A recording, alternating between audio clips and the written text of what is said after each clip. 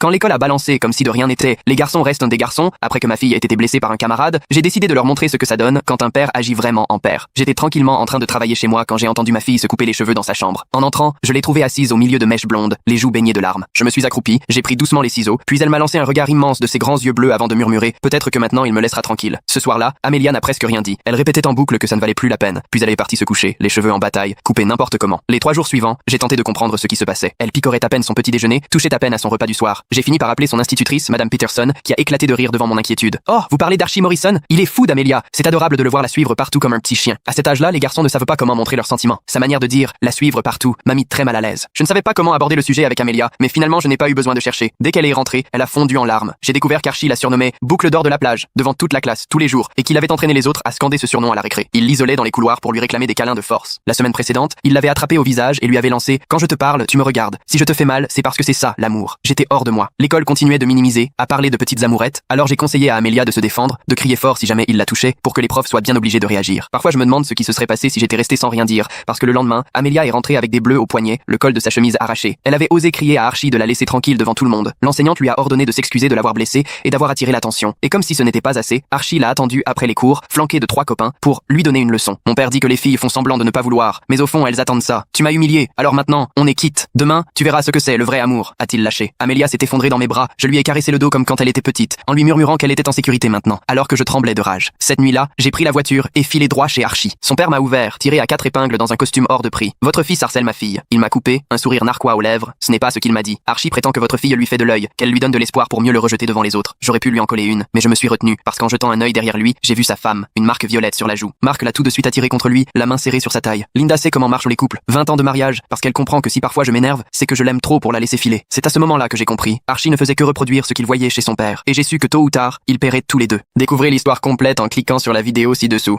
Alors que j'étais en train de préparer un latte à la vanille derrière mon comptoir, une cliente a soudain éclaté. « Votre bébé est en train de naître juste en face, et vous restez là !» Son visage rouge pivoine trahissait la colère, comme si elle venait d'enchaîner un sprint. Je n'ai pas eu le temps de comprendre qu'elle se mettait à hurler de plus belle, et moi, je l'observais, totalement dépassé. « Madame, je ne fais que mon travail », lui ai-je répondu, sans trop savoir à quoi m'attendre. Et là, tout a dérapé. Elle est passée de l'autre côté du comptoir, sans aucune gêne, et m'a empoigné le bras avec une force telle que j'en ai encore les traces. Ses ongles ont entamé ma chemise de travail. « Allez, on y va !» a-t-elle décrété en m'entraînant déjà dehors. « Vous avez été absent toute la grossesse, mais hors de question que vous ratiez la naissance de votre fille. Impossible de me libérer, elle me tirait comme si j'étais en fuite, pendant qu'Eddie, mon responsable, restait planté là, trop stupéfait pour réagir. J'ai balbutié, mais madame, je n'ai pas de femme, et encore moins une femme enceinte. Elle a soufflé, excédé, et a serré encore plus fort. Évidemment, puisque vous n'avez jamais eu la décence de rencontrer Lana ou sa famille, a-t-elle lancé. J'essayais désespérément de me souvenir d'une Lana dans ma vie. J'ai fouillé tous les coins de ma mémoire. Rien, pas la moindre Lana au boulot, au sport, nulle part. Jamais vu de Lana. Arrivée à la porte, elle m'a fusillé du regard. J'espère que vous n'aurez pas le culot de répéter ça devant tout le monde en salle d'accouchement. J'étais sur le point de protester, mais sans me laisser le temps de dire quoi que ce soit, elle m'a traîné de l'autre côté de la rue, jusqu'à l'hôpital. Aux urgences, c'était la cohue, mais elle a fendu la foule comme une habituée et filé droit vers la maternité. À l'accueil, une jeune infirmière tatouée d'un papillon a posé un regard soupçonneux sur moi, puis a aussitôt froncé les sourcils. C'est donc lui? Lance-t-elle à la furie qui me tenait. Oui, c'est le fameux irresponsable. Vous avez déjà vu pareil cas? Il ne se souvient même pas de son prénom. L'infirmière a secoué la tête, consternée, me regardant comme si j'étais le dernier des salopards. Chambre 367. Tout le monde vous attend. J'aurais voulu disparaître sur le champ, mais j'étais toujours prisonnier de cette poigne qui ne lâchait rien. Elle m'a poussé dans l'ascenseur, direction le 3e étage. À la sortie, 2 personnes attendaient dans le couloir. Un homme imposant, crâne rasé, avec des bras à faire pâlir un bûcheron, et une femme plus petite au même nez que la furie accrochée à moi. En essayant la diplomatie, j'ai tenté. Vous devez être les parents de Lana, mais le père est devenu écarlate et a craché sur mes chaussures. La mère, elle, a laissé tomber un regard de pur mépris. Comment osez-vous réapparaître après tout ce que vous lui avez fait subir? J'allais répliquer, complètement largué, quand un type baraqué, blond, mâchoire carrée, a déboulé d'une chambre et, sans prévenir, m'a flanqué son poing dans la figure. J'ai senti ma mâchoire exploser sous le choc, le goût du sang dans la bouche. Appuyé au mur, j'ai à peine eu le temps de gémir qu'il a lancé. Froidement, désolé, fallait que ça sorte. Vous êtes qui? Ai-je marmonné, douloureux. Paul, le compagnon de Lana, celui qui a été présent pendant que vous la laissiez tomber. Impossible de croiser un regard qui ne me lançait pas des éclairs. Même un médecin qui passait m'a jeté un œil désapprobateur, et une femme enceinte en fauteuil roulant m'a sifflé dessus en me dépassant. Je répétais en boucle que je ne connaissais pas Lana. Personne ne voulait y croire. Finalement, Paul m'a poussé sans ménagement vers la chambre 367. Allez, entrez, elle va accoucher. À l'intérieur, c'était le chaos. Les infirmières s'affairaient, les machines bipaient, et sur le lit, une femme hurlait de douleur, le visage dissimulé par le personnel. Un médecin m'a désigné une chaise d'un geste autoritaire. Le père attend ici, on viendra vous chercher. J'ai obtempéré, la mâchoire douloureuse, tandis que les cris redoublaient, puis, soudain, le silence, aussitôt rompu par les pleurs d'un bébé. Une infirmière l'a nettoyé, soigneusement emmaillotée dans une couverture rose, et m'a fait signe d'approcher. Vous pouvez voir votre fille maintenant. Les jambes en coton, je me suis avancé jusqu'au lit. À ce moment, les soignants se sont écartés, et j'ai découvert le visage de la mère. Tout m'est revenu d'un bloc. Lana. Emma. Oui, je la connaissais. Cette soirée 6 mois plus tôt, quand j'avais trop bu, on s'était embrassés près de la piscine, puis, trou noir, réveil chez moi le lendemain sans autre souvenir. Plus un mot, même plus son prénom jusqu'à aujourd'hui. Tu es cinglé, ai-je lâché, encore sous le choc. Je veux un test de paternité, là, tout de suite. Elle a esquissé un sourire épuisé. Ce ne sera pas nécessaire. Paul est stérile. J'étais venu à cette soirée pour trouver un père. J'étais scié. Comment ça? Je vous en parle seulement maintenant, parce qu'il va falloir prévoir une pension alimentaire, a-t-elle ajouté, serrant le nourrisson dans ses bras. Félicitations, papa. J'ai balayé la pièce du regard, décidé à filer sur le champ, quand le père de Lana m'a barré la route. Découvrez l'histoire complète en cliquant sur la vidéo ci-dessous. Qu'est-ce qui a bien pu arriver à votre fille pour que vous en veniez à penser que le nucléaire était la seule issue? Quand ma fille a eu 13 ans, du jour au lendemain, elle s'est mise à adorer aller à l'école. Pourtant, c'était la même gamine qui, 2 semaines avant, avait tout essayé pour simuler la maladie et esquiver les cours. Forcément, je lui ai demandé ce qui avait bien pu changer. Oh, maintenant j'ai Monsieur Davidson en histoire tous les jours. Son cours est top, on ne s'ennuie jamais. Je me rappelle avoir souri, soulagée de la voir enfin heureuse d'aller en classe. Je n'y ai plus trop repensé, jusqu'à ce qu'une semaine plus tard, Emma commence à régler son réveil une demi-heure plus tôt, rien que pour choisir la tenue la plus mignonne possible. Alors, Emma n'a jamais complètement négligé son apparence, mais la plupart du temps, elle attrapait juste ce qui lui tombait sous la main. Un jour, je lui ai demandé à la rigolade si elle essayait de plaire à un garçon, et elle a rougi jusqu'à la racine des cheveux. Dis pas ça, maman, a-t-elle protesté, vexée. C'est à partir de ce moment-là que j'ai vraiment commencé à m'inquiéter. J'ai observé de plus près ses humeurs de jeune ado, et je me suis vite rendu compte qu'elle tournait toujours autour de Monsieur Davidson. Jamais elle ne l'aurait avoué, mais c'était évident. Si Monsieur Davidson la complimentait sur un exposé, elle était sur un petit nuage tout l'après-midi. Mais s'il l'ignorait ou lui parlait sèchement, elle broyait du noir et traînait la patte pendant le dîner. Un soir, j'ai voulu tester sa réaction. L'air de rien. Je pensais à te passer dans une autre classe, tu sais, histoire de changer un peu. Elle m'a coupé net, en criant. Tu n'as pas le droit de faire ça. Je suis restée bouche bée. Pourquoi pas? Silence total. Elle n'a rien ajouté, s'est levée d'un bond et s'est enfermée dans sa chambre, déjà accrochée à son téléphone avant même d'avoir grimpé les escaliers. Là, j'ai eu un vrai mauvais pressentiment. Emma, qui 2 mois plus tôt se fichait de l'école comme de sa première chemise, se mettait tout à coup à me cacher des choses. Elle m'avait toujours tout raconté. Alors là, clairement, quelque chose clochait. Ce soir-là, je me suis faufilée dans sa chambre et j'ai fouillé son téléphone. Je sais, ce n'est pas glorieux de trahir sa confiance comme ça, mais je n'avais vraiment pas le choix. J'avais la certitude qu'elle courait un grave danger. J'ai épluché toutes les applis de messagerie à la recherche du moindre indice sur Monsieur Davidson, et c'est là que je suis tombée dessus. Une conversation par mail sur une adresse qu'elle avait créée en cachette, rien que pour lui parler. Le dernier message disait: j'ai hâte de te voir pendant ma pause demain.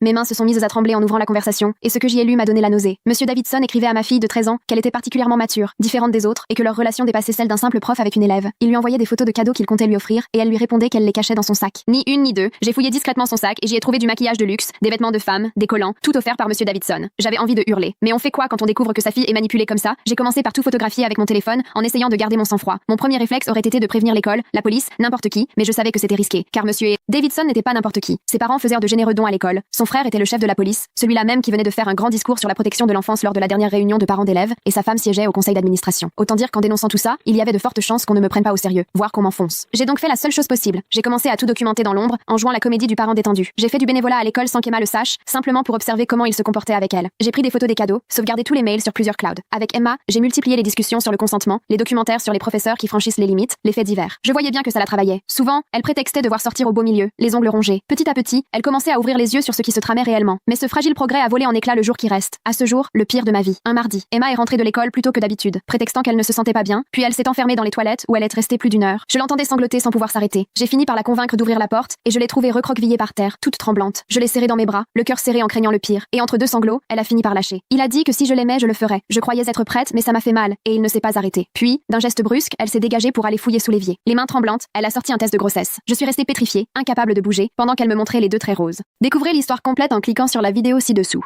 On a découvert que notre fille avait été échangée à la maternité, et quand on a enfin essayé de rencontrer notre enfant biologique, la situation s'est révélée bien pire que tout ce qu'on aurait pu imaginer. Quand Sophie avait 10 ans, elle devait subir une petite opération. Alors le médecin lui a fait faire une prise de sang de routine. C'est là qu'il nous a convoqués dans son bureau. Il y avait un problème avec les résultats. Son groupe sanguin était O négatif, alors que mon mari et moi sommes tous les 2 A positifs. Ce n'était pas possible génétiquement. On a donc fait un test ADN, et le verdict est tombé. Sophie n'était l'enfant biologique ni de l'un ni de l'autre. L'hôpital a reconnu son erreur, et nous a donné les coordonnées de l'autre famille. On a alors découvert que notre fille biologique s'appelait Anna. Cette nuit-là, je suis restée longtemps à regarder Sophie dormir, en larmes. Je l'aimais toujours autant. Elle restait ma fille, peu importe ce que disaient dans les résultats. Avec mon mari, on a décidé de ne rien lui dire pour l'instant. Elle était trop jeune, on ne voulait pas la perturber, mais on savait qu'on devait rencontrer Anna. J'ai appelé l'autre famille. C'est une femme qui a décroché. Bonjour, je crois qu'il y a eu une erreur très grave à l'hôpital où nos filles sont nées, ai-je dit. Un long silence. Puis, d'une voix hésitante, on a besoin de temps pour digérer ça. Je vous rappellerai. Une semaine a passé. Rien, pas d'appel. Je m'imaginais les 2 fillettes ensemble, devenant amies, partageant des anniversaires. Je ne voulais pas prendre Anna à ses parents, ni priver Sophie des nôtres. Je voulais juste connaître ma fille biologique. J'ai rappelé. Je sais que c'est difficile, mais on veut simplement rencontrer Anna. Rien de plus pour le moment. Elle a soupiré. On essaie encore de comprendre comment gérer tout ça. Donnez-nous un peu de temps. Les jours passaient. Chaque fois que je téléphonais, c'était la même réponse. Ce n'est pas le bon moment. La famille traverse une période compliquée. Et Anna aussi. Quand j'ai demandé si elle allait bien, elle a juste dit: je ne peux pas en parler maintenant. Un matin, Sophie m'a vue triste et m'a demandé ce qui n'allait pas. J'ai prétendu que tout allait bien. Mais ce n'était pas vrai. Mon mari, voyant que je m'effondrais, a fini par prendre le téléphone lui-même. Écoutez, on a le droit de connaître notre fille. On n'attendra pas indéfiniment, a-t-il dit fermement. La femme a répliqué sèchement: vous devriez penser à ce qui est le mieux pour Anna. Pas seulement à vous. Vous compliquez tout. J'ai repris l'appareil en suppliant: s'il vous plaît, on a déjà perdu 10 ans de sa vie. Elle a simplement répondu: ce n'est pas le moment. Et elle a raccroché. Sophie m'a vu pleurer et je l'ai serré fort, lui disant que je l'aimais plus que tout au monde. Un mois a encore passé, rempli d'emails et de messages sans réponse. À bout, j'ai laissé un message menaçant d'aller chez eux, qu'ils le veuillent ou non. Elle a fini par répondre. D'accord, mais rencontrons-nous d'abord, entre adultes, dans un café. J'ai confié Sophie à ma sœur et on y est allé. Le couple nous attendait dans un coin. Elle avait le visage gonflé de larmes, lui paraissait épuisée. Je suis allée droit au but. Où est Anna? Quand pourrons-nous la voir? Elle a échangé un regard avec son mari qui fixait la table. Il a murmuré. On doit vous dire quelque chose d'abord. Mon mari s'est penché vers lui. Qu'est-ce qui se passe? Pourquoi tout ce mystère? Il a inspiré profondément. Ces 2 dernières années ont été les pires de notre vie. Mon cœur s'est emballé. Oh, 2 années? Qu'est-ce que vous voulez dire? La femme s'est mise à pleurer de plus belle. On aurait dû vous prévenir quand on a découvert l'échange, mais on a eu peur. On ne savait pas comment réagir. Mon mari a crié. Vous saviez? Depuis quand? Depuis 2 ans, a répondu l'homme. Quand notre fille a dû faire une analyse de sang aussi. C'est là qu'on a compris qu'Anna n'était pas la nôtre biologiquement. J'étais pétrifiée. Vous saviez depuis 2 ans? Et vous n'avez rien dit? Elle hoquetait entre 2 sanglots. On voulait le faire, vraiment, mais tout s'est enchaîné. On n'a pas su faire face. La colère m'a envahi. Assez d'excuses. Où est Anna? Il a levé les yeux vers nous. Elle n'est pas là. Vous ne pouvez pas la voir. Mon mari s'est levé d'un bond. La chaise a raclé le sol. Alors, emmenez-nous chez elle. Sinon, on appelle la police. Ils se sont regardés, et j'ai senti une terreur froide dans mon ventre. On ne peut pas, a murmuré la femme en s'effondrant. Pourquoi? Où est-elle? Elle va bien? L'homme a peiné à parler. Anna est morte il y a 2 ans. On l'a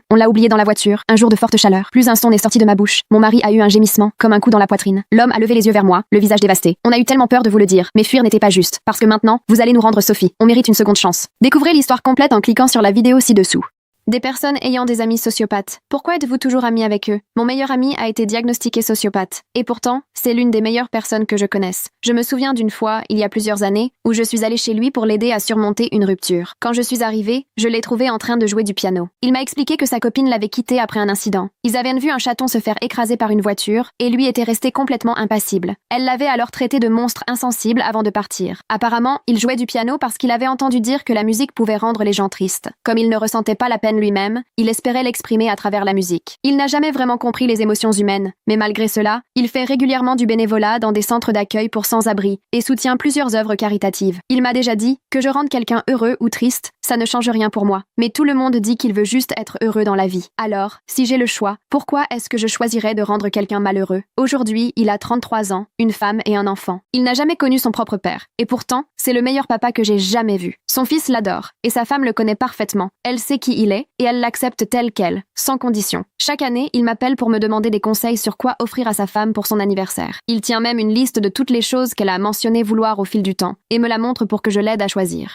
Ma femme a balancé devant toute la famille, au cours d'un dîner qu'elle avait toujours fantasmé sur l'idée d'épouser mon meilleur ami, alors j'ai rassemblé mes affaires et je suis parti. Et maintenant, elle passe son temps à me supplier de rentrer. Ce dimanche-là, chez ses parents pour fêter leurs 30 ans de mariage, tout semblait paisible. Emma aidait sa mère à décorer la salle, pendant que je partageais un match de foot avec son père. Josh, mon pote de fac, était évidemment là lui aussi. Il fait presque partie des meubles, toujours invité, peu importe l'occasion. Toute la famille réunie, une vingtaine de personnes, les cousins d'Emma, son oncle Dave un peu perché qui collectionne les vieilles cuillères, sa grand-mère qui ne lâche jamais l'affaire et nous demande encore quand les petits-enfants vont arriver, alors qu'on galère là-dessus depuis 3 ans. Après le repas, la tante Linda propose à tout le monde de partager ces moments charnières, ce genre de souvenirs ou regrets un peu nocturnes qui vous hantent parfois. On fait le tour de table, chacun y va de sa petite histoire. Sarah raconte qu'elle a failli partir enseigner au Japon, Dave qu'il s'est presque lancé dans le bitcoin à temps, Tom plaisante sur le fait qu'il a failli choisir l'armée au lieu de compta. Bref, c'est léger, rien de bien grave, juste des instants suspendus. Et puis arrive le tour d'Emma, avec quelques verres dans le nez, elle fixe Josh à l'autre bout de la table, le regard flou et lâche. Parfois je me dis que j'aurais dû sortir avec Josh au lieu de Mark à la fac. On est tellement sur la même longueur d'onde, vous trouvez pas? Silence glacial. Son père s'étouffe avec son café, sa mère en fait tomber sa fourchette, sa grand-mère reste bouche bée. Moi, sidéré, j'assiste à la scène. Ma femme, après 8 ans de mariage, avoue devant tout le monde qu'elle rêve sur mon meilleur pote. Josh devient cramoisi, balbutie que c'est pas le moment. Mais Emma continue, comme dans un nuage. Franchement, avec Josh, on a plus d'atomes crochus qu'avec Mark. Lui, il m'écoute, il comprend mon humour, il retient chaque détail. Parfois, je me dis que j'ai peut-être fait un choix trop vite. Et cette phrase tombe comme un coup près. Sérieusement, un choix trop vite? Après 8 années ensemble, 2 grossesses perdues, une maison achetée, mes heures sup pour qu'elle puisse s'acheter du matos d'art, je ne suis qu'une option prise par défaut. Je me défile en prétextant les toilettes, mais je reste planté 20 minutes sur le parking, à essayer de reprendre mes esprits, les mains qui tremblent. J'appelle mon frère Mike, incapable d'aligner une phrase. Quand je reviens, tout le monde fait semblant de rien, en parlant météo et du nouveau jardin de belle-maman, mais la tension est palpable. On rentre chez nous, sans dire un mot, 45 minutes de silence glaçant. Le lendemain matin, je fais mon sac et je file chez mon frère. Pas un mot pour Emma, je ne la supporte même plus. Là où ça devient franchement surréaliste, c'est quand Josh me téléphone, complètement chamboulé. Sa voix tremble. Il me dit qu'Emma l'inonde de messages depuis des mois. Elle lui raconte ses malheurs conjugaux, explique qu'elle regrette de m'avoir choisi, qu'elle se sent faite pour lui. Pendant que je croyais qu'on traversait à deux nos galères de fertilité, elle organisait déjà sa fuite. Quand je croise Josh, il me montre les textos. Je pense à toi quand je suis avec Mark. T'imagines parfois notre vie à deux, j'ai fait le mauvais choix, je suis prête à l'avouer. Le plus fou dans tout ça, Josh n'a cessé de lui conseiller d'arranger notre couple, de discuter, de tenter une thérapie, de ne pas tout balancer pour un coup de blues. Cette semaine, Emma campe sur le parking de mon boulot en pleurant, répétant que c'était juste une bêtise sous l'effet du vin, un moment d'égarement comme tout le monde en a. Mes collègues commencent même à se poser des questions. Mais hier, Josh me balance une bombe qui remet tout en cause. On discute autour d'un café, il a l'air à bout, puis il me sort: Mark, il faut que tu saches un truc. Je suis gay, depuis le lycée. J'en ai jamais parlé à Emma pour ne pas gêner les repas de famille, mais franchement, je pensais qu'elle avait compris et qu'elle faisait juste semblant. Je reste scotché. Ma femme a monté tout un roman d'amour pour un homme qui, en vrai, n'a jamais été attiré par les femmes. Prête à faire voler notre mariage en éclats pour quelqu'un qui n'a jamais été une possibilité. Josh m'explique qu'il essayait de calmer le jeu dans ses réponses, d'éviter qu'elle poursuive, mais elle s'est inventé une histoire. soir, croyant percevoir des signes qui n'existaient pas. Et maintenant, Emma squatte tous les soirs devant chez mon frère pour me supplier de revenir, alors qu'elle voulait me quitter pour un homme qui n'aurait jamais pu l'être. Aujourd'hui encore, 17 messages sur mon répondeur. Si ma vie n'était pas en train de voler en éclats, je trouverais presque ça drôle tant la situation est absurde.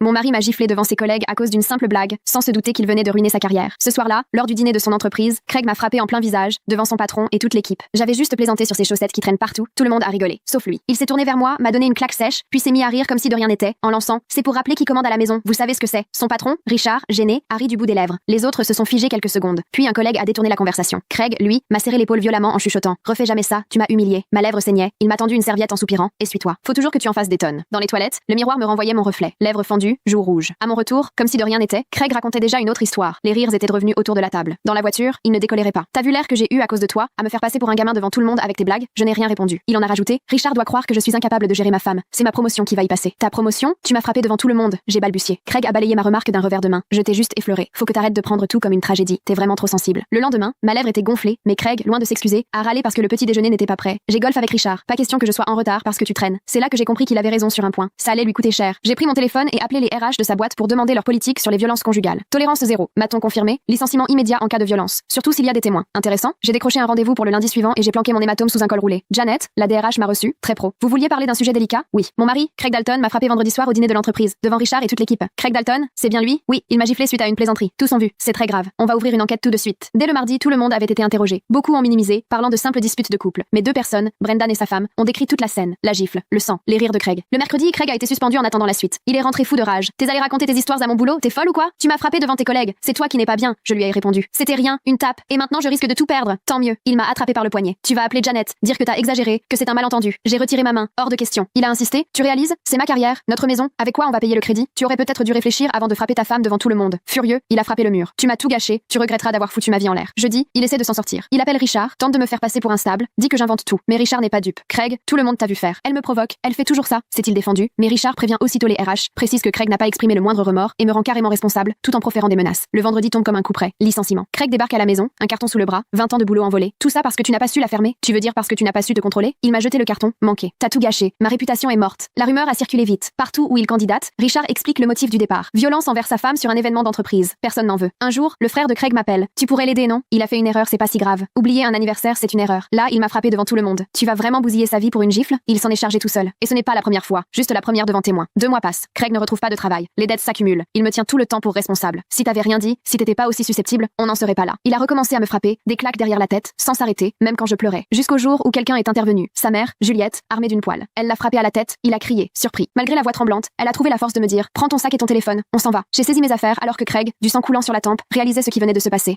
Découvrez l'histoire complète en cliquant sur la vidéo ci-dessous. C'est quoi la règle la plus sexiste qu'il y avait dans mon école? Chez nous, Madame Garrett, la principale, exigeait que les filles envoient chaque matin une photo de leur tenue sur une appli avant même de pouvoir passer la grille. Si elle estimait que notre tenue pouvait distraire les garçons, direction l'infirmerie pour enfiler un énorme jogging gris avec infraction au règlement vestimentaire, écrit en rouge devant et derrière, épaules nues, infraction, short qui dépasse le bout des doigts, infraction, leggings sans jupe, toujours infraction. Elle arpentait les couloirs, règle à la main, pour vérifier la longueur des jupes et la largeur des bretelles des débardeurs. Au bout de 3 infractions, c'était suspension et mention sur le dossier d'admission à la fac. Pendant ce temps-là, les garçons étaient tranquilles en débardeurs largement échancrés jusqu'à la taille. Personne ne disait rien. Ma pote Maya s'est fait renvoyer chez elle pour avoir mis le même polo que les joueurs de foot, juste parce qu'il lui allait autrement. Une autre fille a perdu sa place à la Société nationale des honneurs parce que sa croissance avait raccourci un peu trop sa jupe d'uniforme et qu'elle n'avait pas les moyens d'en racheter une. Du coup, on a vite pris l'habitude de planquer des fringues de rechange dans nos sacs, de se surveiller mutuellement aux toilettes et de s'envoyer des textos dès que Madame Garrett pointait le bout de son nez. Pendant 2 ans, jamais d'infraction pour moi. J'étais planquée sous de vieux sweats informes, même en pleine canicule. J'avais toujours mon kit de diabète dans mon sac à dos et j'étais devenue une pro pour changer le cathéter de ma pompe à insuline discrètement, sans jamais avoir à dévoiler mon ventre. Ma mère était ambulancière et bossait 12 heures d'affilée. Si je me faisais virer, je rentrais seule jusqu'à minuit. Mais la semaine avant les satés, tout a basculé. Ma pompe à insuline a lâché dès la 2e heure. Le tuyau s'est tordu, ça n'injectait plus rien. Ma glycémie déjà à 3,8 et ça montait en flèche. À 4, c'était l'acidocétose assurée. À 5, le coma. Fallait agir tout de suite, changer de site d'injection, donc relever mon haut pour brancher la pompe sur mon ventre. J'ai foncé aux toilettes, mais elles étaient en plein nettoyage. À l'infirmerie, queue interminable de filles qui attendaient le jogging de la honte. Les sanitaires adaptés, fermés. Flashes noires devant les yeux. Je commençais à me sentir mal. J'ai filé dans une salle de sciences vide. J'avais déjà commencé à remonter mon t-shirt, à débrancher le tube fichu pour remettre mon kit, quand Madame Garrett a débarqué avec un groupe de membres du conseil d'administration. Elle a vu mon ventre nu et l'appareillage médical. Son visage s'est illuminé comme si elle venait de remporter le gros lot. Voilà exactement ce dont je parle, a-t-elle lancé au conseil. Les filles pensent pouvoir pouvoir s'exhiber sans limite. C'est médical, ai-je essayé d'expliquer. Concentré sur ma pompe. Recouvrez-vous immédiatement. Elle a sorti son portable et pris des photos. C'est inadmissible. Vous traumatisez nos visiteurs. Mon capteur de glycémie s'est mis à hurler. 4,25. Je tremblais tellement. Impossible de poser la perfusion. La sueur me coulait sur le visage. Là, une des membres du conseil, une dame âgée, s'est approchée. C'est bien une pompe à insuline? C'est une ruse, a coupé Madame Garrett. Elles inventent tout pour échapper aux sanctions. Madame Garrett, je fais une acidocétose. J'ai réussi à dire. Je dois changer mon site tout de suite, sinon, tu expliqueras ça pendant ta suspension. Bureau, maintenant. J'ai eu beau marcher en titubant, la pièce tanguait. Mon appareil a bipé à nouveau. 4,5. Sans insuline, chaque minute abîmait un peu plus mes organes. Pourtant, je l'ai suivie, je me suis assise devant son bureau et j'ai poireauté, tandis qu'elle rédigeait calmement sa paperasse, comme si de rien n'était, alors que mon corps se détruisait de l'intérieur. Il lui a fallu 20 minutes pour finir mon dossier. Elle a ajouté exhibition et insubordination en prime. Ma pompe s'est déclenchée encore 3 fois, j'ai insisté, dit qu'il me fallait vraiment des soins, mais elle m'a simplement répondu que j'aurais dû y penser avant de braver le règlement. Quand j'ai tenté de sortir vers l'infirmerie, elle m'a barré la porte. Bouge pas, ou j'ajoute violence à ton dossier. Quand elle m'a enfin libérée, j'affichais 5,1.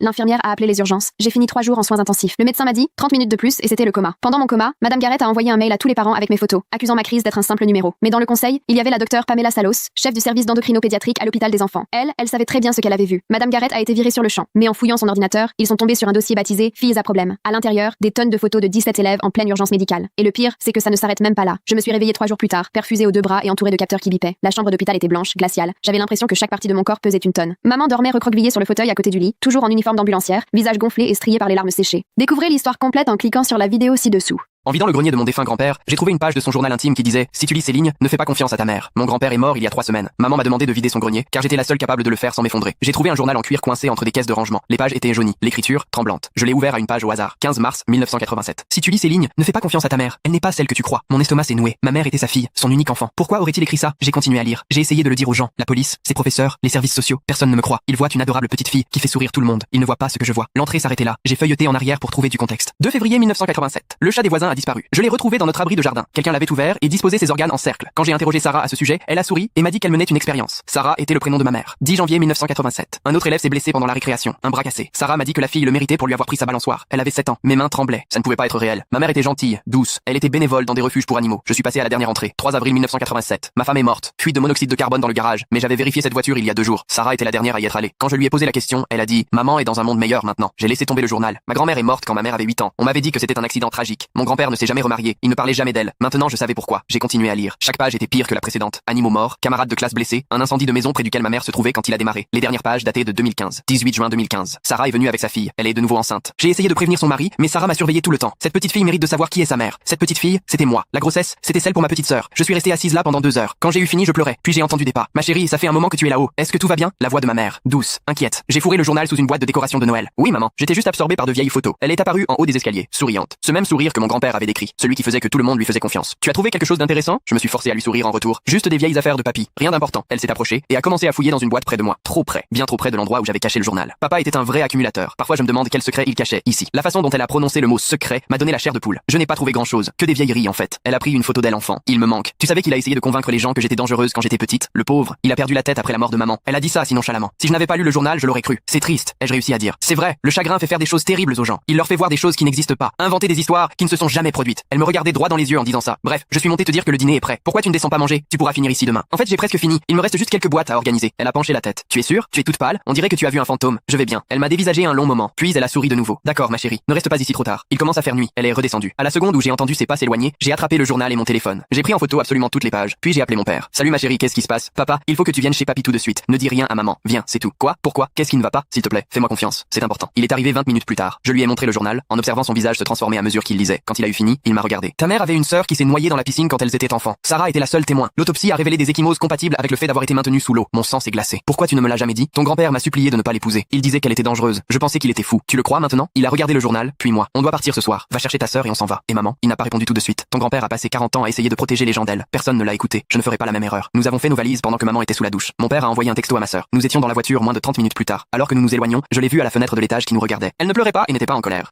Mes parents pensaient à pouvoir profiter de la maladie de ma sœur pour me faire vivre un enfer, mais ils se sont lourdement trompés. Je n'ai pas vraiment de secrets inavouables. Enfin, en réalité, je n'en ai aucun, à part un, très précis, qui continue de me hanter aujourd'hui et que je cache à ma famille depuis des années. Je me doutais bien que ça finirait par éclater, mais je n'aurais jamais imaginé que ça arriverait, littéralement, au dernier repas de Thanksgiving. Accrochez-vous parce que celle-ci vaut vraiment le détour. Moi, 36 ans, j'ai grandi dans le rôle bien connu de l'enfant oublié, mais seulement à partir de mes 9 ans. C'est à cet âge-là que ma tante Jen a débarqué chez nous, en pleine nuit, pour me réveiller à 3 heures du matin en disant: prépare un sac, ta mère est à l'hôpital. Tu vois, elle était enceinte, et ma sœur Charlotte a décidé de pointer le bout de son nez avec 2 mois d'avance. Les semaines qui ont suivi n'ont été qu'une succession de visites à l'hôpital et de discussions à voix basse. Charlotte était minuscule. On aurait dit une de mes poupées de porcelaine. Sauf que la porcelaine, là, était recouverte de tuyaux et de fils. J'ai voulu la toucher, mais mon père m'a immédiatement repoussé la main. C'est là que j'ai senti pour la première fois ce mur invisible qui s'élevait entre moi et eux. Quand Charlotte a enfin pu rentrer à la maison, notre appartement est devenu une bulle aseptisée. Ma mère est devenue complètement obsédée par les microbes, désinfectant partout, gel hydroalcoolique dans chaque pièce, ménage en continu. Rien que l'odeur de la javel me met encore mal à l'aise aujourd'hui. Et peut-être que sur le papier, ça n'aurait pas été si terrible. Mais la suite, c'est ce qui m'a vraiment abîmée. À la moindre toux, au moindre rhume, j'étais expédiée illico chez Mamie Dorothy ou chez Tante Jen. Au début, dans ma tête de gamine, je trouvais ça plutôt chouette. Mamie faisait des gâteaux. Et chez Tante Jen, il y avait une montagne de bouquins que je dévorais. Mais j'ai vite compris le manège. C'est allé jusqu'à ce que je mette 3 paires de leggings en hiver, juste pour ne surtout pas attraper froid. Malgré tout, toute leur attention était braquée sur Charlotte. J'ai alors tout fait pour attirer leur regard autrement. J'étais l'élève modèle. Jamais un mot de travers. Toujours des notes parfaites. Je remportais tous les concours de sciences. J'ai même récité 10 poèmes en espagnol sans me tromper. En échange, mon père se contentait de dire: évite de réciter trop près de Charlotte, au cas où ta salive la rendrait malade. Mais le vrai coup dur, c'est arrivé à mes 13 ans. J'avais passé des mois à apprendre toute seule à jouer Bridge Over Troubled Water au piano pour le spectacle de fin d'année. Mais Charlotte, comme par hasard, a eu de la fièvre le soir même. Devinez qu'il n'avait personne dans le public. 2 semaines plus tard, par contre, toute la famille, jusqu'aux 2 pères de grands-parents, était réunie pour applaudir les 15 minutes de flûte à bec de Charlotte.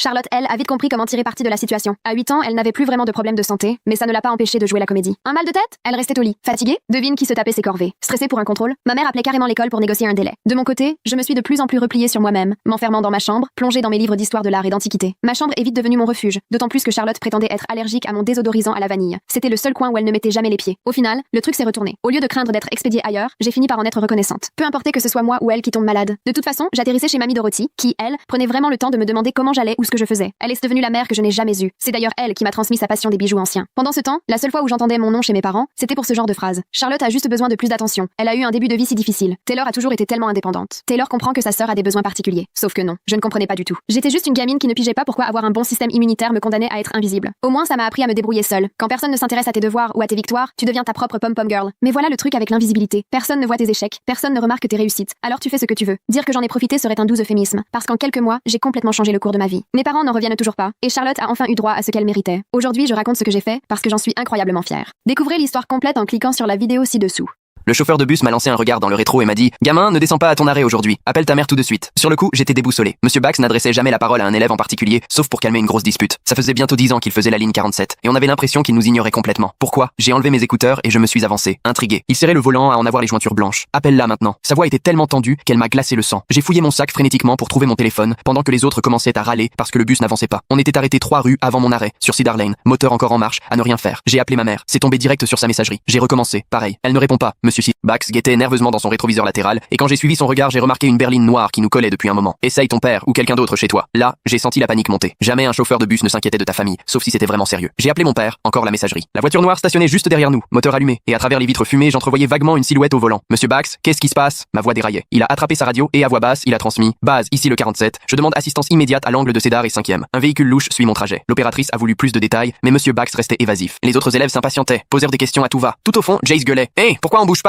Mais monsieur Bax ne relevait même pas et gardait les yeux fixés au rétro, obsédé par la voiture noire. Kip, écoute-moi bien, m'a-t-il lancé. Quand je te le dirai, tu te baisses sous les fenêtres et tu restes immobile tant que je te fais pas signe. Mon cœur battait si fort que j'avais l'impression d'entendre des tambours dans mes oreilles. On est en danger, j'ai soufflé. Mais avant d'avoir une réponse, la berline noire s'est alignée à notre niveau, le long du bus. On voyait rien à travers les vitres teintées, mais je sentais le regard posé sur moi. Monsieur Bax a discrètement glissé la main sous le tableau de bord, probablement sur un bouton d'alerte. Tout le monde assis et silence, a-t-il ordonné d'une voix grave. On s'est remis à rouler et la voiture noire avançait pile à ma hauteur. Je me suis tassé contre mon siège, impossible de me sentir à l'aise. Les autres lorgnaient vers l'extérieur, mais personne n'arrivait à comprendre ce qui se tramait. Mon portable a fini par sonner. C'était ma mère, mais sa voix ne ressemblait pas à la sienne. Elle était totalement bouleversée. Kip, mon chéri, t'es où? Elle avait l'air de retenir ses larmes. Je suis dans le bus. On est bloqué parce que... Elle m'a coupé. Écoute-moi attentivement. Ne rentre pas à la maison, va chez Tata Pipe, je viens te chercher là-bas. J'entendais derrière elle des voix d'hommes confuses. Maman, qu'est-ce qu'il y a? Pourquoi je peux pas rentrer? Le silence a duré quelques secondes, puis elle a chuchoté: fais-moi confiance, s'il te plaît, n'y va pas. Et la communication a coupé. J'étais tétanisé, le téléphone à la main. Monsieur Bax m'observait dans le rétro. Qu'est-ce qu'elle a dit? Je lui ai répété que je devais aller chez ma tante. Il a pris un air grave. La voiture noire était toujours là, et une autre venait de se placer derrière nous. On change de plan, gamin. On va directement au commissariat. Il a bifurqué d'un coup, loin de ma maison et de chez ma tante. Les élèves protestaient, mais monsieur Bax n'a rien voulu entendre. Tout le monde assis, silence. C'est pour votre sécurité. J'ai tenté de rappeler ma mère, maintenant le numéro n'existait plus. C'est à ce moment-là que j'ai compris que la situation était vraiment grave. Une fois arrivé au commissariat, monsieur Bax a refusé que je descende tant que 2 policiers n'étaient pas venus me chercher. Ils m'ont bombardé de questions sur mes parents, sur d'éventuels problèmes ou ennemis, mais je ne savais rien. L'un d'eux passait des coups de fil sans arrêt tandis que l'autre restait assis près de moi. Au bout d'une heure, ils m'ont assuré que mes parents allaient en bien, sans m'en dire plus. Ils se sont contentés de préciser que ma mère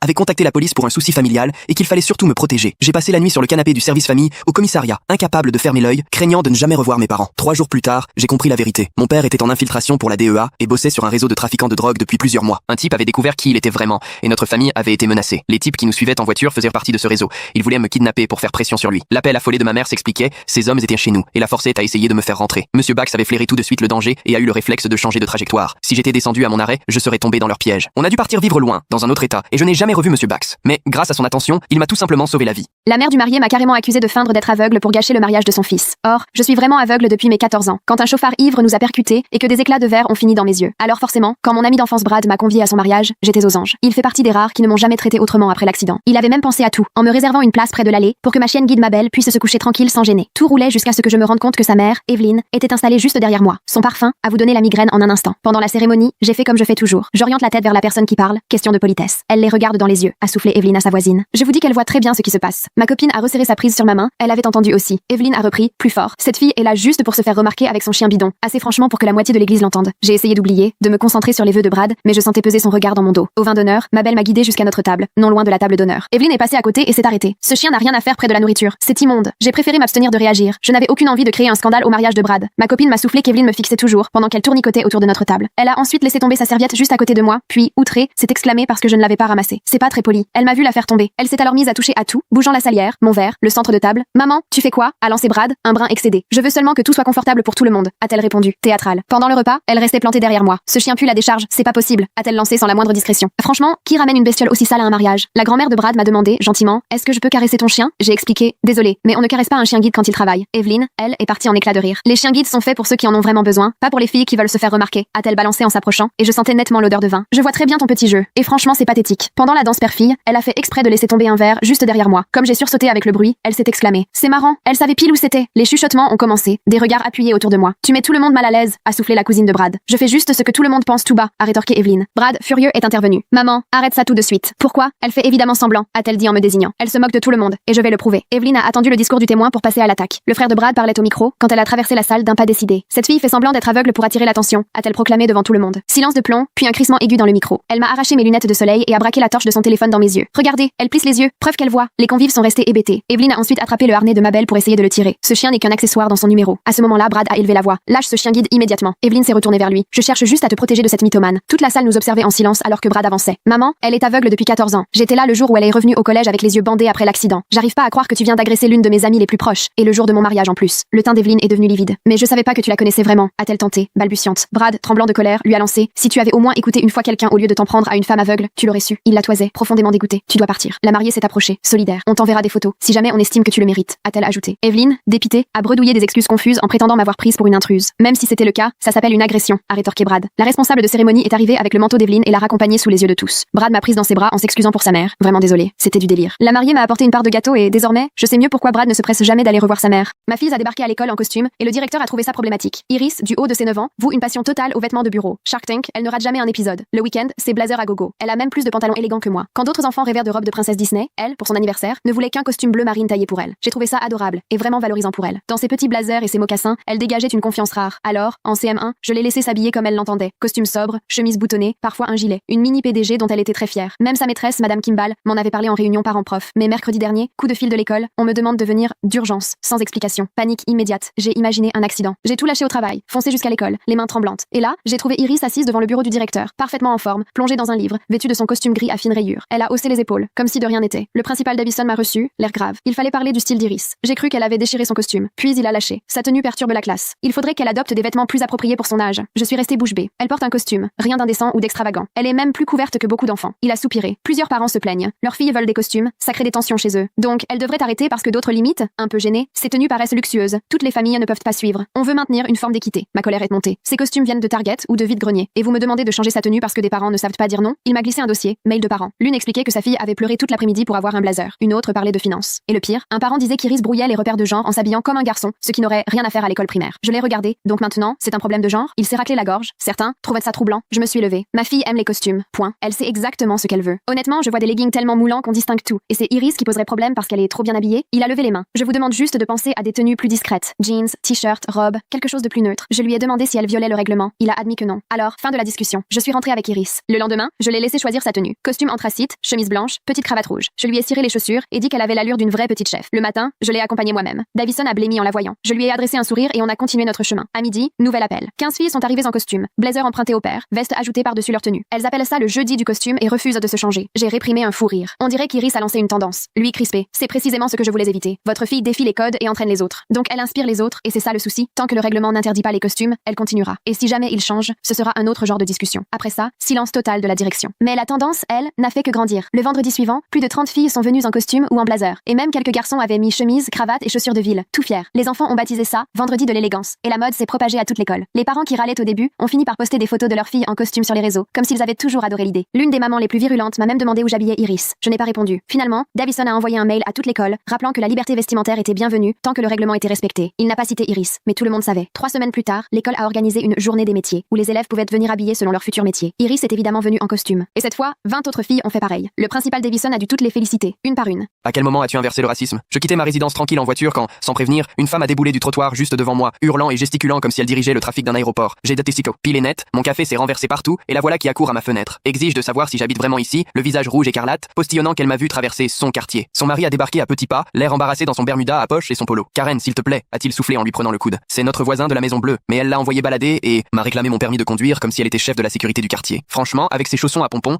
elle avait l'air encore plus ridicule à jouer les gendarmes. Plutôt que de m'énerver, j'ai éclaté de rire. Vous savez quoi? Venez donc prendre un verre cet après-midi. On ferait mieux de se connaître entre voisins. Le mari est resté bouche bée. C'est très gentil de votre part. Karen, elle, marmonnait encore à propos de papier, pendant que son mari la traînait plus loin en s'excusant. Je suis rentré chez moi, collant de café, mais étrangement amusé par la scène. 4 heures plus tard, je me suis pointé chez eux avec une bouteille de rouge et une de blanc. Mitchell a ouvert la porte, encore surpris de me voir revenir. Derrière lui, on a entendu Karen crier « Hors de question !» depuis le salon. Mitchell est devenu tout rouge, planté dans l'embrasure, gêné. Je suis désolé, elle n'a pas envie de voir du monde, mais si ça ne te dérange pas, je peux. Passer chez toi dans 1 heure? J'ai haussé les épaules et je suis reparti. Effectivement, 1 heure plus tard, Mitchell a débarqué chez moi avec un pack de bière. On s'est installé sur la terrasse, et il s'est littéralement affalé sur une chaise. Je suis vraiment désolé pour ce matin. Karen devient impossible. Elle surveille la page Facebook du quartier comme si sa vie en dépendait. On a ouvert des bières, on a discuté. Ingénieur logiciel en télétravail, Mitchell avait clairement besoin de conversations normales. On s'est vite découvert une passion commune pour la bière artisanale et une allergie au règlement de copropriété. À sa 3e bière, il m'a confié que Karen avait déjà appelé les flics sur 3 voisins différents ce mois-ci. Je lui répète qu'à force, elle va finir par nous attirer des ennuis, mais elle est persuadée de défendre la valeur des maisons, a-t-il soupiré. On a commandé des pizzas, on est allé regarder le match à l'intérieur, et pour la première fois de la journée, Mitchell s'est détendu. Il n'arrêtait pas de me remercier d'avoir pris les choses avec humour, de ne pas avoir porté plainte pour l'incident du matin. Tu sais ce qui est fou, a-t-il lancé à la mi-temps. En 23 ans de mariage, c'est la première fois que je passe du temps avec un pote sans avoir à demander la permission. On riait en se moquant de la dernière règle absurde sur la hauteur de la pelouse quand son téléphone s'est mis à vibrer. Il l'a ignoré, puis il a recommencé à sonner, encore et encore. Tu ferais peut-être mieux de répondre, ai-je suggéré. Mitchell a secoué la tête. Elle veut sûrement que je rentre tout de suite. Pour une fois, je vais profiter de ma soirée. Le téléphone a fini par se taire. On s'est tapé dans la main et on a ouvert une autre bière. Le match venait de reprendre quand j'ai remarqué quelque chose qui clochait. Une voiture est passée plusieurs fois devant la maison, puis une autre, toute au ralenti, comme si elle cherchait une adresse. Dis, Mitchell, Karen connaît mon numéro de maison? Non, pourquoi? Et c'est là qu'on a entendu des sirènes. Pas une, pas deux, mais ce qui semblait être toute la police du département. Les gyrophares rouges et bleus illuminaient la moindre fenêtre. J'ai jeté un œil derrière les stores et j'ai senti le sang se glacer dans mes veines. La maison était encerclée par des voitures de police, les agents abrités derrière leurs portières, armes au poing. Je voyais même des flics dans mon jardin, tout le quartier était bloqué. Oh mon Dieu, a chuchoté Mitchell, la mine livide en regardant par une autre fenêtre. Qu'est-ce qu'elle a bien pu leur raconter? Sur mon allée, j'apercevais Karen en grande conversation animée avec ce qui devait être le chef de la police, gesticulant vers ma maison, et je lisais sur ses lèvres des mots comme dangereux et otage. Même de loin, ses chaussons à pompons paraissaient grotesques dans ce contexte dramatique. Un mégaphone a grésillé. Ici la police, la maison est encerclée. Nous savons que vous êtes à l'intérieur. Mitchell et moi, on s'est regardés, pétrifiés. Quoi que Karen ait raconté, ce n'était sûrement pas juste. Mon mari regarde le foot. À la façon dont les policiers prenaient leur position, ils étaient persuadés qu'il se passait quelque chose de très grave. Tu veux que j'y aille? A balbutié Mitchell, livide. Attends, j'ai dit. Si elle leur a fait croire que tu es en danger et que tu sors tranquillement, ils comprendront qu'elle a tout inventé. Mais s'ils me pensent dangereux, le mégaphone a retenti à nouveau. Vous avez 30 secondes pour répondre avant notre intervention. Libérez l'otage immédiatement. Otage. Elle leur avait raconté que Mitchell était pris en otage. J'ai senti mes mains trembler en comprenant à quel point la situation pouvait dégénérer. Découvrez l'histoire complète en cliquant sur la vidéo ci-dessous.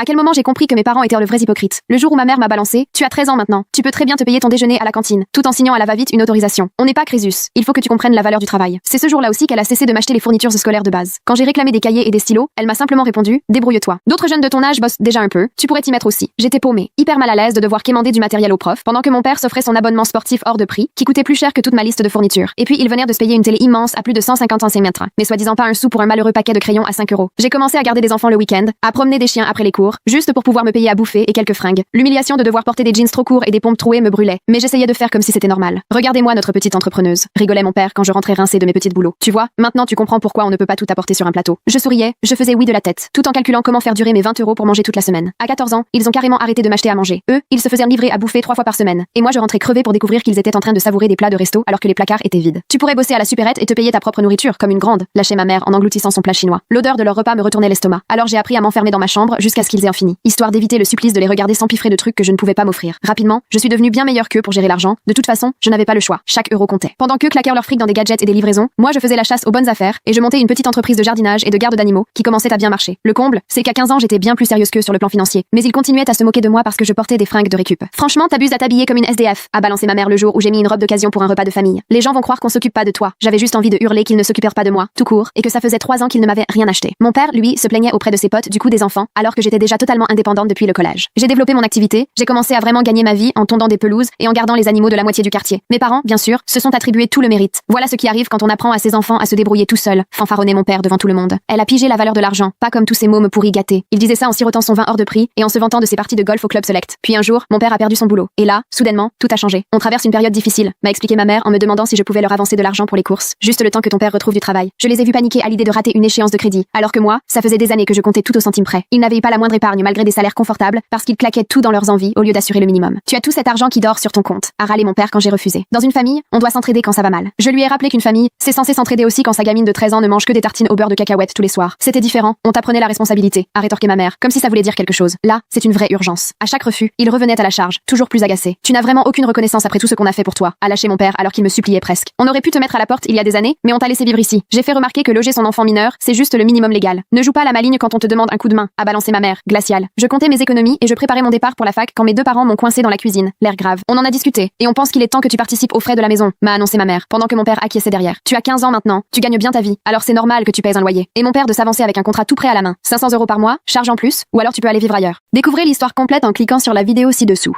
À quel moment ai-je cessé de faire confiance à mon prof? J'étais en cours d'histoire avec Madame Brown quand le message du confinement a retenti dans les haut-parleurs. Confinement, ceci n'est pas un exercice. On avait déjà fait ce genre de simulation des dizaines de fois depuis la maternelle. Éteindre les lumières, se planquer dans un coin, ne pas faire de bruit. Rien de plus simple. Tout le monde s'est mis à bouger machinalement. Mais Madame Brown s'est postée devant nous, avec ce regard sévère qu'elle sort chaque fois que quelqu'un ose défier son autorité. Retournez à vos places, immédiatement. Sa voix ne laissait aucune place à la discussion. Je n'ai autorisé aucun exercice aujourd'hui. J'ai levé la main, réflexe. Mais madame, on est censé... Les seules consignes que vous suivez, ce sont les miennes. Vous restez assis, ou vous aurez tous 0 à vos exposés. Elle a enchaîné son speech habituel. J'enseigne depuis 25 ans. Le couplet sur le respect et sur sa génération qui n'avait pas besoin d'être maternée. Voilà le truc avec Madame Brown. Elle était ultra stricte sur des détails absurdes, mais elle bâclait complètement l'essentiel. Absence pour 30 secondes de retard, mais elle filait des A à tout le monde sur des copies qu'elle n'avait même pas lues. Une fois, j'ai glissé un paragraphe entier sur Bob l'éponge dans ma dissertation, juste pour voir. J'ai eu 18. Alors la plupart d'entre nous se sont rassis. Personne ne voulait flinguer sa moyenne pour un exercice de plus en apparence. Mais l'annonce a repris, code rouge. Ceci est un code rouge. Tout le personnel et les élèves doivent appliquer immédiatement les procédures de confinement. Ça n'arrive jamais en exercice. Ils ne répètent jamais 2 fois. Là, j'ai commencé à sentir mon estomac se nouer, comme avant un contrôle surprise, mais en pire. Je lançais des regards inquiets vers la porte. Le couloir était encore allumé, néon à fond. D'habitude, pour les exercices, les profs éteignent tout direct. Et soudain, je l'ai entendu. Pop, pop, pop. Comme des pétards, mais en pas drôle. Tous les téléphones ont vibré d'un coup. J'ai sorti discrètement le mien sous la table. Mon pote Tyler était en chimie, 2 couloirs plus loin. Son message m'a glacé. Planqué dans le placard à fourniture, il y a quelqu'un avec une arme. T'es où? D'autres messages arrivaient en rafale. Derrière le classeur dans le bureau principal. Sous le bureau de Monsieur Garcia. J'ai montré mon écran à Madame Brown. Mon copain dit qu'il y a quelqu'un avec une... Je vois où tu veux en venir. Tu crois vraiment pouvoir monter un canular pour me faire virer? Me ridiculiser? Les bruits de tir se rapprochaient, de plus en plus fort. Quelqu'un a hurlé dans le couloir. Ce n'était pas un cri pour rigoler, ni pour jouer. C'est sûrement la classe de théâtre qui répète, a tenté Madame Brown. Mais même elle n'y croyait plus. Je voyais la salle de Monsieur Peterson, en face. Tout était éteint, aucun mouvement, juste du noir là où il devrait y avoir 20 élèves. Mes mains tremblaient à en faire tomber mon téléphone. Henderson ne veut pas qu'on se cache. On est toujours à nos places. Tyler, sérieux? Mets-toi à l'abri tout de suite. Ben, le gentil Ben, a tenté le coup à son tour. Madame, s'il vous plaît, ça a l'air grave. Les sentiments, ce ne sont pas des faits. Ben, assieds-toi. Dans le couloir, on entendait des pas, beaucoup de pas, tous dans le même sens. Fuir quelque chose, ou quelqu'un. Les haut-parleurs se sont remis à grésiller, puis coupés en plein mot. C'est là qu'on a entendu les détonations. Ce n'était plus des pop. Bang, bang, bang. Comme si on claquait rageusement une porte en métal, mais en 1000 fois plus sec, plus fort, plus vrai. Je me suis levé d'un bond. Il faut se cacher maintenant. Assieds-toi, ou tu es exclu. Madame Brown s'est interposée devant l'interrupteur. Je ne vais pas perdre mon boulot parce que vous jouez au héros. Là, quelque chose s'est cassé en moi. Je m'en fiche. J'ai foncé vers la lumière et à ce moment-là, tout le monde a paniqué. La moitié de la classe s'est précipitée dans le coin sécurisé, l'autre moitié restait tétanisée à son bureau, déchirée entre une vie entière d'obéissance et cette alarme intérieure qui hurlait au danger. Madame Brown a essayé de m'attraper par le bras, mais je me suis dégagée. Elle criait sur le manque de respect, sur les conséquences. Vous êtes tous hystériques. Cette parano, c'est exactement ce que les réseaux sociaux vous font. De la peur inventée. Mais plus personne ne l'écoutait. On a poussé les tables pour bloquer la porte, ça raclait partout. Quelqu'un pleurait, un autre murmurait une prière. Ceux qui étaient restés figés ont fini par nous rejoindre. On s'est entassé à 23 ados pour tenter de disparaître. Sauf Madame Brown. Elle est restée campée à son bureau, bras croisés, fulminant de colère. La poignée de la porte s'est mise à trembler. Plus un souffle. Elle a tourné, fermé. Dieu merci, c'était fermé. Une ombre est passée sous la porte. Silence. On percevait une respiration de l'autre côté. Ou alors c'était juste mon cœur qui cognait dans mes oreilles. Des pas qui s'éloignaient. Ces 10 secondes ont été les plus longues de ma vie. L'équipe du raid nous a retrouvés 40 minutes plus tard. Madame Brown, elle, continuait de marmonner qu'on avait exagéré pour un simple exercice. Et une semaine plus tard, la vérité est tombée. C'est là qu'on a appris qui était le tireur. Découvrez l'histoire complète en cliquant sur la vidéo ci-dessous.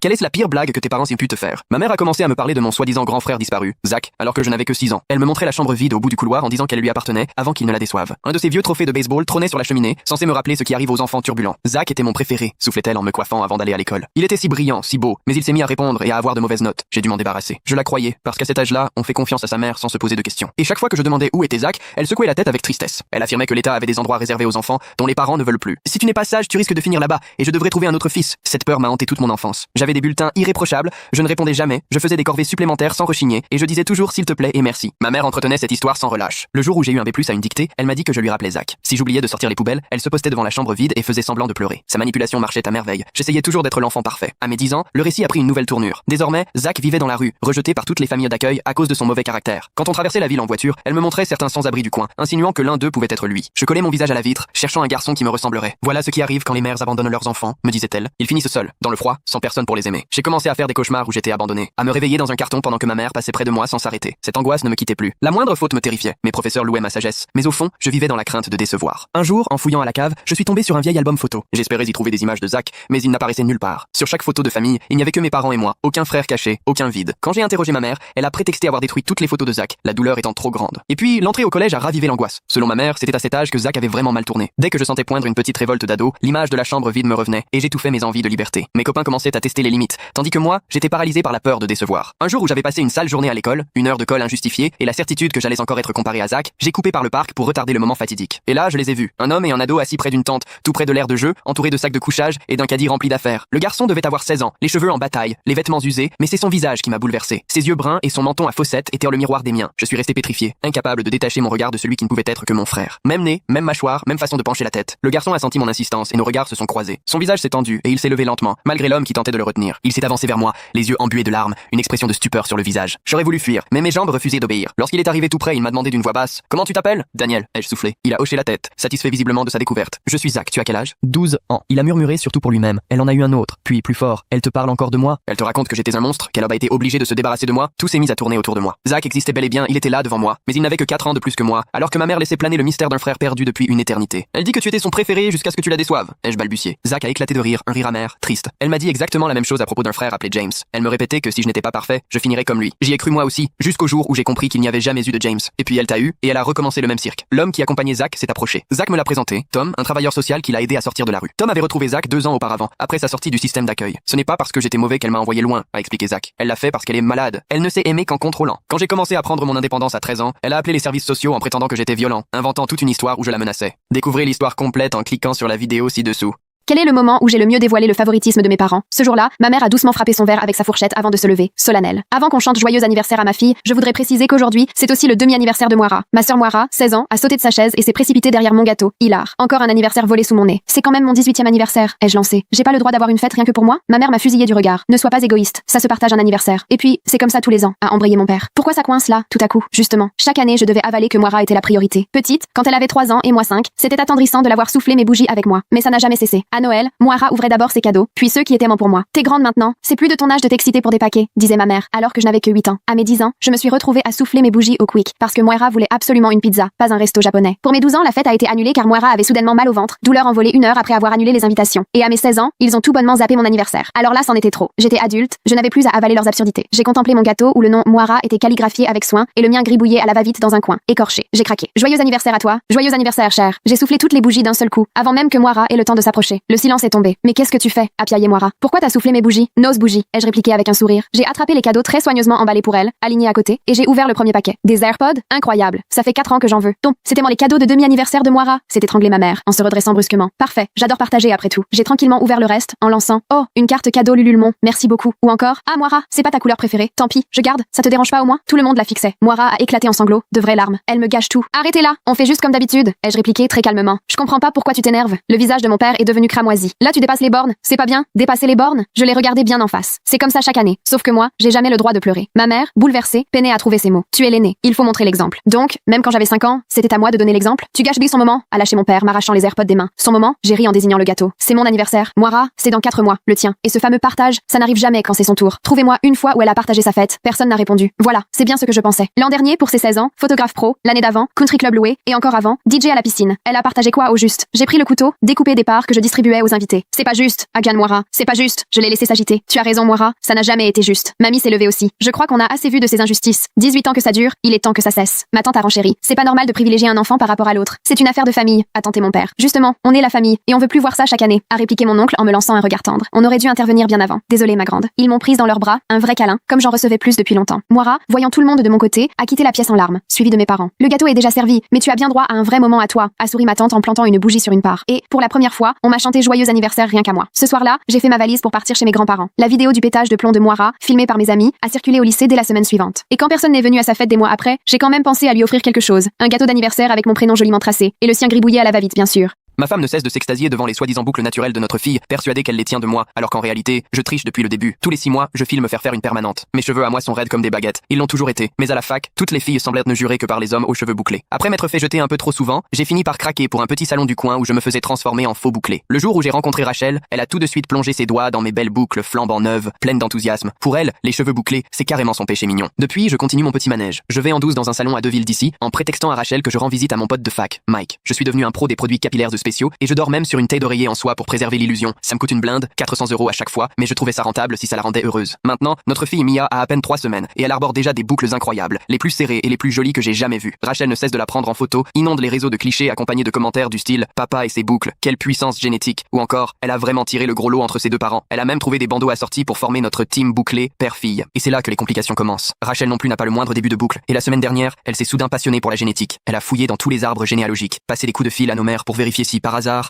un ancêtre frisotant avait été oublié. Rien à signaler, pas la moindre boucle sur 3 générations. Alors elle a plaisanté à propos d'un mystérieux aïeul qui aurait béni Mia. C'est devenu encore plus délicat le week-end dernier chez mes parents, quand, en feuilletant de vieux albums, Rachel est tombée sur ma photo du lycée avec mes cheveux parfaitement raides plaqués au gel. Interrogé, j'ai improvisé en expliquant qu'avant, j'avais recours à des défrisages chimiques par complexe, histoire de faire passer la pilule. Mais Rachel a senti l'entourloupe. Depuis, elle scrute toutes nos photos de bébés, marmonnant que la génétique ne saurait défier la logique à ce point, et elle a même téléphoné à sa sœur Amy, infirmière en pédiatrie, pour mieux comprendre comment se transmet la texture des cheveux. D'après Amy, 2 parents aux cheveux raides qui donnent naissance à une petite fille bouclée, c'est presque impossible sans un gène caché quelque part. Pour ne rien arranger, ma permanente commence à fatiguer. Mes racines ultra lisses réapparaissent et mes boucles s'effilochent. Rachel l'a remarqué hier matin. Elle m'a demandé pourquoi mes cheveux changeaient d'aspect si je n'avais pas changé de produit. J'ai prétexté le stress de la paternité, mais elle ne me lâche pas, passant ses mains dans mes cheveux avec un air de suspicion croissante. Le comble est tombé hier soir quand elle m'a proposé en souriant de commander un kit ADN pour Mia, juste pour le fun, histoire de voir s'il y a d'autres surprises dans la famille. Elle est convaincue qu'il doit bien exister quelque part une explication cachée. Je cherche à éviter la conversation, mais elle a déjà validé la commande. Le kit arrive jeudi. Comme si ça ne suffisait pas, mon prochain rendez-vous pour la permanente est prévu la semaine prochaine, mais Rachel insiste pour m'accompagner, histoire de rencontrer enfin ce fameux Mike. Je multiplie donc les prétextes, prétendant que Mike croule sous le boulot. Il est bien entendu hors de question de l'emmener chez le coiffeur. Et ce matin, c'est le drame. Alors qu'elle change Mia, Rachel s'arrête, déconcertée, et m'appelle pour me montrer une minuscule tache de naissance en forme de croissant de lune sur l'épaule de notre fille. C'est fou, souffle-t-elle. Mon ex, Kevin, avait exactement la même marque au même endroit. J'ai toujours trouvé ça fascinant. Frisson glacé. Kevin, le fameux ex de Rachel, dont elle me parle parfois comme de celui qui s'est échappé 2 ans avant moi, parti à l'autre bout du pays après 8 mois d'idylle. Rachel n'arrête pas d'alterner entre la tache, les boucles et de nouveau la tache, puis elle me demande, sans vraiment y croire elle-même, "Tu ne trouves pas que c'est un peu étrange tout ça?" À ce moment-là, tout me revient. Notre histoire a commencé en mars, mais Rachel m'avait raconté avoir revu Kevin pour un dernier dîner en février quand il était revenu vider son appartement, 9 mois exactement avant la naissance de Mia. Depuis ce matin, Rachel n'a plus rien dit sur les histoires de gènes. Elle paraît ailleurs, elle observe Mia d'un air nouveau, comme si elle la découvrait, sans plus jamais faire de commentaires sur nos soi-disant ressemblances capillaires. Les résultats ADN sont tombés hier. Aucune paternité confirmée de mon côté. Rachel s'est murée dans le silence, se contentant de serrer Mia contre elle avec un peu plus de force, comme si l'idée même d'aborder le sujet la terrifiait. Quant à mon histoire de permanente, j'ai laissé tomber. Je crois que, maintenant, plus rien de tout cela n'a vraiment d'importance.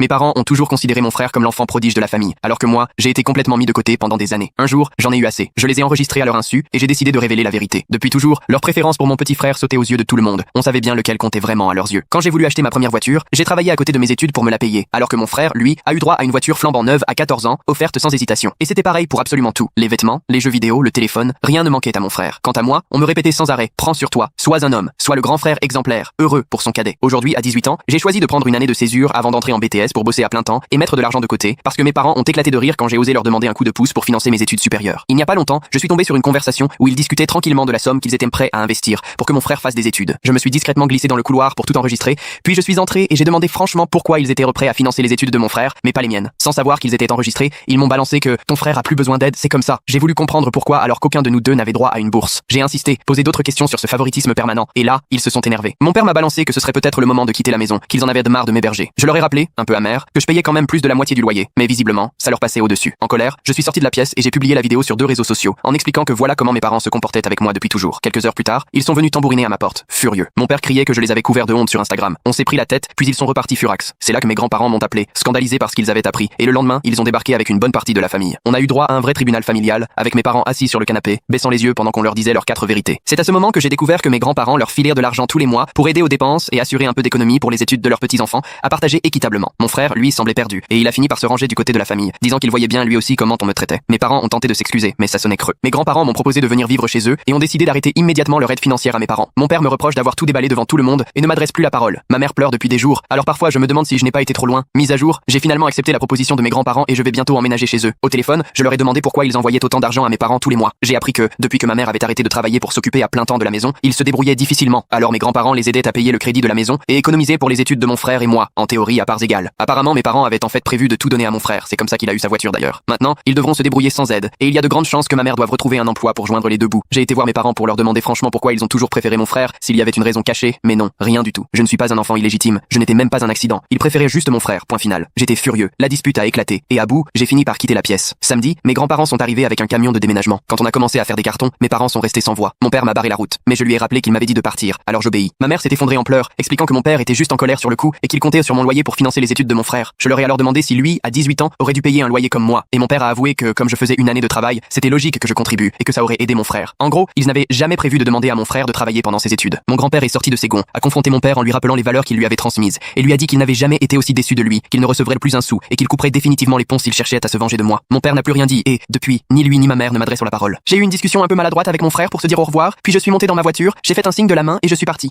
Ma copine m'appelle sa princesse. Je fais 1m90, je pèse plus de 100 kilos et ma peau est couverte de tatouages hérités de mes années chez les Marines. Tout le monde me prend pour un dur à cuire, le genre insensible qu'on ne bouscule pas facilement. Et pourtant, il y a 3 mois, Victoria a commencé à m'appeler sa princesse, en rigolant, le soir où j'ai perdu la maîtrise devant la scène d'ouverture de là-haut. Avec les autres, je faisais semblant de détester, je soupirais et la suppliais d'arrêter. Mais au fond, j'aimais qu'elle le dise. En tête à tête, chaque fois qu'elle m'appelait comme ça, tout s'adoucissait en moi, comme si je pouvais enfin respirer. Je ne l'ai jamais avoué à personne, mais après 2 déploiements, après avoir vu 3 potes rentrer dans une boîte en bois, ça faisait 4 ans que je me répétais que la vulnérabilité était un truc de faible et que trop s'attacher, c'était dangereux. Victoria, elle, n'a jamais rien forcé. Elle m'appelait juste princesse devant la télé ou me glissait ce mot à l'oreille quand elle pensait que je dormais. 2 mots qui m'apaisaient plus que toutes les séances chez le psy de l'armée. Mardi dernier, je suis rentré plus tôt du boulot. Livraison de ciment en retard sur le chantier, tout le monde avait été renvoyé à 14h. J'étais content parce que le mardi, Victoria bosse à la maison. Alors j'avais acheté des plats de taille à emporter pour la surprendre. Je suis rentré discrètement et là, j'entends sa voix venir de la chambre. Bien sûr que je l'appelle comme ça. Il adore ça. Ma main s'est figée sur la poignée, le ventre noué. Il fait le malin mais dès que je l'appelle princesse, il a ce sourire qui s'allume. Elle riait encore. C'est fou. Il a un tel besoin d'affection que ça en devient triste. Je suis resté planté dans le couloir, pétrifié, 30 secondes à peine, mais j'ai eu l'impression que ça durait des heures. Tous mes muscles se sont tendus comme lors de mon premier départ à Kandahar. Mais là, j'étais incapable de bouger. Elle a continué. Je l'aime, c'est indéniable. Mais parfois je me demande s'il affrontera un jour ses problèmes au lieu d'attendre que je règle tout avec 2 mots doux. J'ai pris mes clés et je suis sorti sans un mot. Pas de porte claquée, juste disparu. 10 minutes plus tard, mon téléphone vibrait sans arrêt. 12 appels manqués, 23 messages. Je l'ai éteint et je suis parti chez Josh, le seul pote de la section rentré entier, ou presque. Je lui ai tout raconté. Il m'a écouté, m'a tendu une bière et m'a dit: "Franchement mec, t'es sûr d'avoir compris ce qu'elle voulait dire?" Cette nuit-là, j'ai dormi sur son canapé, les yeux rivés au plafond, à repasser chaque fois où Victoria m'avait appelé princesse, en me demandant si elle était sincère ou si elle se moquait de moi. Pendant 2 jours, silence radio. Le mercredi soir, elle a débarqué chez Josh. Il lui a ouvert, l'a vu en larmes, a juste dit: "Il est dans le garage." Puis s'est éclipsé. Victoria m'a trouvé en train de bricoler mon pick-up, comme chaque fois que je ne sais plus gérer mes émotions. Elle avait l'air épuisée, pas maquillée, les yeux rouges, mon vieux sweat des Marines sur le dos. "Dis-moi ce que j'ai fait, s'il te plaît." Sa voix tremblait. "Je ne peux pas arranger les choses si tu ne me parles pas." Les yeux sur le moteur, j'ai dit: "Je suis rentré plus tôt mardi." Elle s'est figée. "Quoi?" "Je t'ai entendu au téléphone. Tu me traitais de pathétique." Mes mains tremblaient, la clé à molette serrée trop fort. Ce besoin maladif d'affection, comme si j'étais trop brisé pour me réparer seul. Oh mon Dieu, sa voix était pleine de choc, pas de colère. "Tu n'as entendu qu'une partie." Elle a sorti son téléphone d'une main tremblante. C'était ma psy, Dr. Fields. Mardi, 14h15. Appelle-la si tu veux vérifier. J'ai levé les yeux. Elle pleurait. La phrase complète, c'était: "Bien sûr que je l'appelle comme ça. Il adore ça. Et moi, j'adore le voir enfin baisser sa garde." Elle parlait vite, paniquée. Je lui demandais comment t'aider à te sentir en sécurité, pour parler de ce qui t'a brisé là-bas. Elle m'a proposé une thérapie de couple. Elle a fait défiler son téléphone. Notes, articles sur le PTSD, infos pour anciens militaires, liste de thérapeutes. La partie pathétique. Sa voix s'est cassée. Je disais que c'est lamentable que la société ait appris aux hommes qu'ils n'ont pas le droit d'être vulnérables. Que toi, ça fait 26 ans qu'on t'a bourré le crâne avec l'idée que les vrais mecs ne pleurent pas. Je regardais ses notes, les dates. Elle faisait des recherches depuis 2 mois, depuis la nuit où je m'étais réveillé en hurlant d'un cauchemar, celle où elle m'avait juste serré dans ses bras pendant que je pleurais Murphy. Quelque chose s'est fissuré en moi. Tout l'arsenal intérieur bâti depuis mes 17 ans s'est effondré. J'ai pleuré comme un gosse, plus que le jour de l'enterrement de Murphy. Pas des larmes silencieuses, non, des sanglots qui t'arrachent dans le ventre. Victoria m'a serré contre elle, sans minimiser, sans promesse. Elle a juste murmuré: "Ma princesse", encore et encore, jusqu'à ce que je retrouve enfin mon souffle. À 17 ans, on m'a foutu dehors avec $12 en poche et un sac poubelle. Aujourd'hui, après des années de silence et de mensonges, voilà que ma famille voudrait s'installer dans la maison à 750 000 € que j'ai acheté. J'avais encore 17 ans quand mon beau-père, Derek, m'a collé un sac poubelle dans les bras en lançant que j'avais 1 heure pour ramasser ramasser mes affaires. Ma mère, plantée juste derrière lui, les bras croisés, muette. Tu es adulte maintenant. Tu vas devoir te débrouiller. J'ai balancé quelques fringues, mon ordi portable, quelques photos de mon père décédé dans ce sac. Quand j'ai réclamé le fonds que mon vrai père avait laissé pour mes études, Derek s'est marré. Cet argent a servi à te loger toutes ces années. Donc on est quitte. Je me suis barré avec mes 12 $, mon sac poubelle et le vieux canapé de mon meilleur pote comme seule maison. J'ai trimé sur 3 jobs pour finir mon lycée. Café le matin, grande surface l'après-midi, entrepôt les nuits de week-end. Je dormais 4 heures par nuit et je survivais aux nouilles. Mais j'ai eu mon diplôme, décroché une bourse, arraché mon parcours universitaire à coups de sacrifice, pendant que ma famille postait des photos de vacances comme si je n'avais jamais existé. 10 ans sans nouvelles, jamais un anniversaire, aucune félicitation pour mon diplôme. Zéro. En silence, j'ai bâti une vie dont il n'avait pas la moindre idée. J'ai commencé à bosser dans la tech, cartonner tous mes objectifs, grimper les échelons jusqu'à devenir manager. L'année dernière, j'ai conclu l'affaire de ma vie et j'ai enfin acheté une maison, pas n'importe laquelle. Une maison moderne à 750 000 €, grande baie vitrée, un bureau, une vue à en pleurer parfois, en repensant à ce fameux sac poubelle. Puis un jour, coup de fil, numéro inconnu, la voix de ma mère, tremblante, douceâtre. Mon chéri, ça fait si longtemps que j'essaie de te retrouver. Tu nous as tellement manqué. À peine avait-elle commencé que les mensonges arrivaient. Derek a été profondément bouleversé par ce malentendu, tu sais. À l'époque, on traversait une période très difficile, financièrement. Je la laissais dérouler son baratin, bien rodé. Et puis, elle a fini par lâcher le morceau. On a vu ta maison sur Facebook, ton cousin a mis des photos, elle est splendide. On espérait pouvoir rester quelque temps chez toi. Derek a perdu son boulot et on risque l'expulsion. J'ai inspiré à fond. Et ce serait pour combien de temps? Juste le temps de se retourner, 6 mois peut-être, 1 an grand maximum. Tu as tellement de place. Silence de mon côté. Puis la question qui fâche. Et mon fonds d'études? Comment? L'argent que papa m'avait laissé, celui censé avoir payé votre toit, où est-il? Aussitôt, elle a changé de ton sur la défensive. C'est du passé, on en avait besoin pour payer les factures à l'époque. Tu vas vraiment nous reprocher ça? Tu étais difficile. On a fait tout ce qu'on a pu. J'ai laissé échapper un rire glacial. Tu m'as volé 47 000 $. Tu m'as jeté dehors avec 12 $ et maintenant tu veux vivre dans la maison que j'ai payée après avoir bossé sur 3 jobs parce que tu m'avais tout pris. Elle a tenté de me faire culpabiliser. La famille, ça se soutient. On est vraiment à bout. Tes demi-frères ont besoin de stabilité. Tu trouves ça drôle? J'ai répliqué. À 17 ans, moi aussi j'avais besoin de stabilité, de mes parents et de mon fonds d'études. Vous m'avez laissé avec un sac poubelle. Derek a alors pris le téléphone. Écoute, sale ingrat, avec tout ce qu'on a fait pour toi, vous n'avez jamais rien fait pour moi. Vous m'avez piqué mon argent et foutu à la porte. Maintenant que ça tourne mal pour vous, je redeviens de la famille. Sa voix est devenue menaçante. On viendra de toute façon, tu ne peux rien y faire. Détrompe-toi. J'ai déjà transmis votre adresse à mon avocat pour la procédure d'expulsion. Si vous approchez à moins de 30 mètres de ma maison, j'appelle la police pour violation de domicile. Et pour le fonds d'études, mon avocat lance une plainte civile. Avec les intérêts, vous me devrez 67 000 $. J'ai raccroché. Ils ont essayé de rappeler 16 fois. Je les ai tous bloqués. Après, ça a été un déferlement de messages de la famille, des gens que je n'avais pas vus depuis 10 ans. Tu es en train de briser la famille. Comment peux-tu refuser d'aider? Ils sont désespérés. Et j'ai répondu une seule fois sur le groupe familial. Moi aussi, à 17 ans, j'étais désespéré avec 12 $ et un sac poubelle. Personne n'a levé le petit doigt. Aujourd'hui, j'ai bâti ma maison moi-même et aucun de vous n'y est le bienvenu. Ne me contactez plus jamais. La semaine dernière, je reçois une lettre de leur avocat. Menace de poursuite. Mon avocat en a rigolé et a envoyé notre contre-plainte. Preuve de vol à l'appui. Depuis, plus un bruit.